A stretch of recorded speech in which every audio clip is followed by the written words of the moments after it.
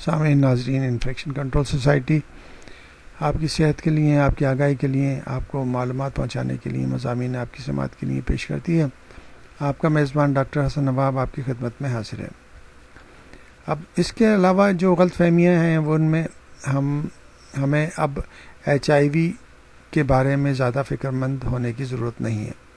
اب یہ بھی یعنی کہ لوگوں میں احساس ہو چلا ہے کہ HIV کوئی ایسی بڑی چیز نہیں رہی۔ ریان اوون کا یہ کہنا ہے کہ گزشتہ چند عشروں سے ہم نے HIV کے خلاف جنگ میں اگرچہ اہم کامیابی حاصل کی ہیں، لیکن اس کا یہ مطلب نہیں، ہرگز نہیں، کہ ہم اس پر مطمئن ہو کر بیٹھ جائیں۔ میرے خیال میں یہ سب سے بڑی غلط فہمی ہے۔ HIV اب کوئی مسئلہ نہیں رہا۔ مجھے اپنے کام کے دوران یہ دیکھنے کا بہت اتفاق ہوا کہ بے شمار لوگ یہ سمجھتے ہیں کہ HIV 10 سال پہلے کا مسئلہ تھا۔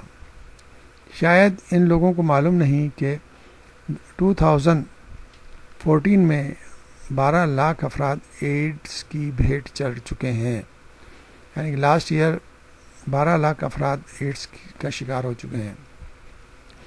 اگر اس سے زیادہ ان کو کچھ بتایا جائے تو انہیں مزید صدمہ ہوگا۔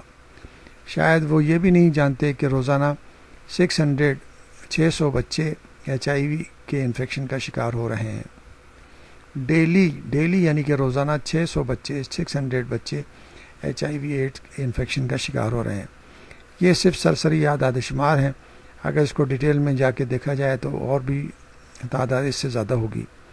میں سمجھتا ہوں کہ ہم شاید لا تعلقی کے دور میں داخل ہو گئے ہیں، جس سے باہر نکلنا ہوگا، اور یہ غلط فہمی کہ HIV قصہ پارینہ بن چکا ہے حقیقت کے برعکس ہے، یعنی اب بھی اس کی عرفیت اسی طرح ہے جس طرح پہلے دن تھی، اور اس کی پھیلاؤ مزید بڑھتا جا رہا ہے۔